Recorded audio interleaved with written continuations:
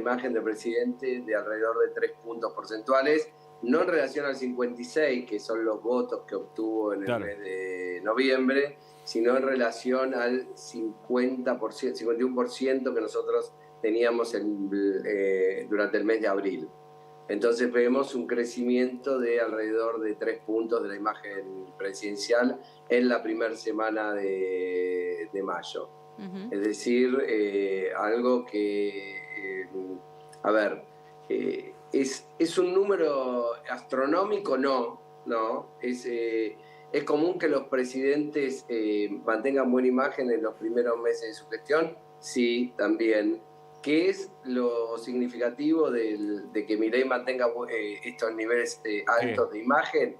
Que se da en el marco de un proceso de ajuste muy fuerte de la economía que combina un ajuste importante y significativo del gasto público con un proceso de recesión económica, que además es transmitido en estos términos por el presidente y una parte muy importante de la sociedad lo acepta y lo toma como parte del contrato electoral con el presidente Milei, con La Libertad Avanza, y sacrifica, por decirlo de alguna manera, un presente de bienestar por un futuro optimista. En ese sentido, en esas palabras lo podríamos sintetizar, Hugo.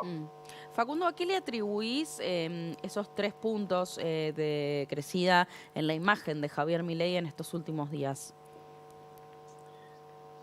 Bueno, a veces es difícil encontrar una causa que pueda explicar movimientos en la imagen, más aún cuando los movimientos no es que estamos hablando de un dirigente político que irrumpe metóricamente y crece, sino que estamos hablando de un presidente que ya tiene estabilizado su nivel de imagen entre un margen que va de 50 a 55 puntos de positividad, ¿no? Me parece que lo más importante acá, por lo menos yo destaco 2 cosas.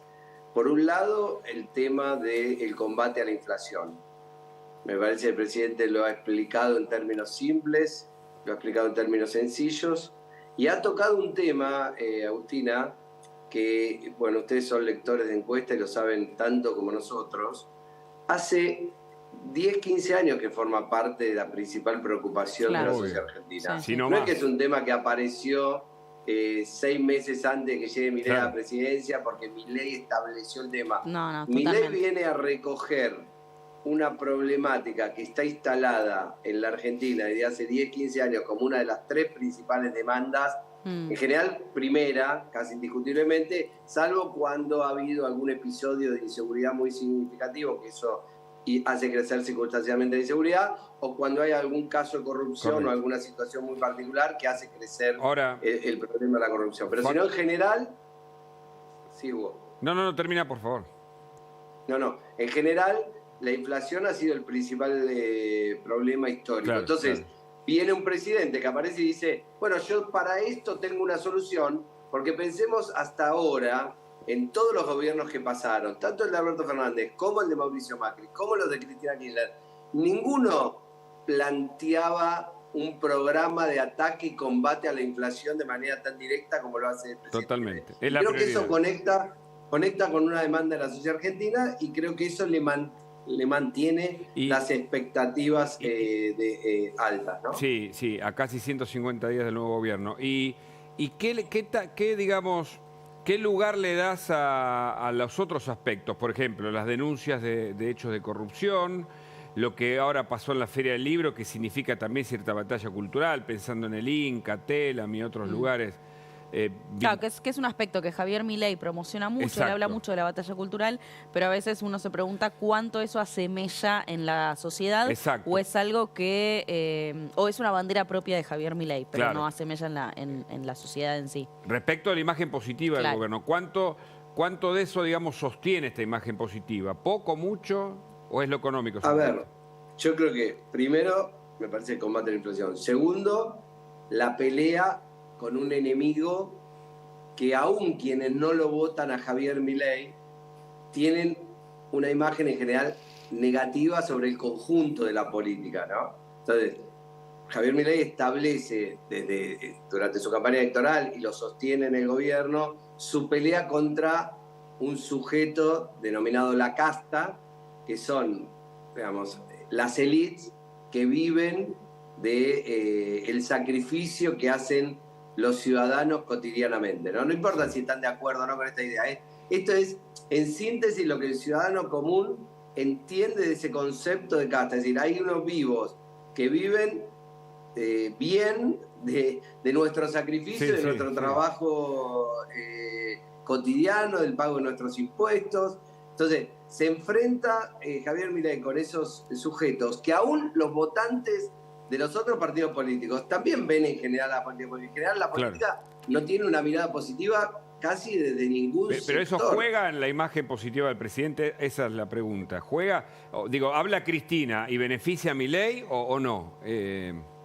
A Milei le conviene el enfrentamiento con la política en general, en ese sentido acumula. Lo que pasa que, bueno, hay un problema que es que en las condiciones de gobernabilidad que él tiene, que es minoría en el Parlamento, en la Cámara de Diputados, en la Cámara de Senadores, no tiene intendentes, no tiene gobernadores, necesita establecer algún diálogo y alguna negociación con esos mismos que él se pelea. Porque también el programa económico que él construye requiere no solo un programa de ajuste antiinflacionario, sino también requiere marcos normativos, regulatorios, institucionales que permitan apalancar un posible o potencial crecimiento de la economía argentina. Entonces, para eso necesita sancionar leyes. Para sancionar leyes tiene que hablar con aquellos que denosta. Entonces, bueno, ahí siempre hay un juego de tensiones que el presidente tiene que ir equilibrando. ¿Qué vemos ahora? Vemos que, si bien él sostiene en términos retóricos el discurso anticasta, por abajo, actores del gobierno que cobran peso establecen dinámicas de negociación y de transacción con los actores más tradicionales de la política, que hacen, por ejemplo, para tomar un caso, que salga el proyecto de ley bases en el Congreso, donde Javier Milei no tiene más de 40 diputados. Correcto. Entonces, bueno, ahí hay un juego que el presidente tiene que administrar, que es mantener los niveles altos de su imagen por un lado y al mismo tiempo lograr la sanción de las leyes y los marcos normativos que necesita. Siempre eso es una tensión, Hugo. Siempre eso es una dificultad. Interesantísimo escucharte, Facundo. Gracias por este contacto. Te mandamos un saludo. No, muchas gracias a ustedes. Un abrazo grande. Hablamos de jubilados, ¿te parece, Agustina, con Andrea Falcone? Sí, por supuesto que tiene toda la información. Andrea, ¿cómo estás?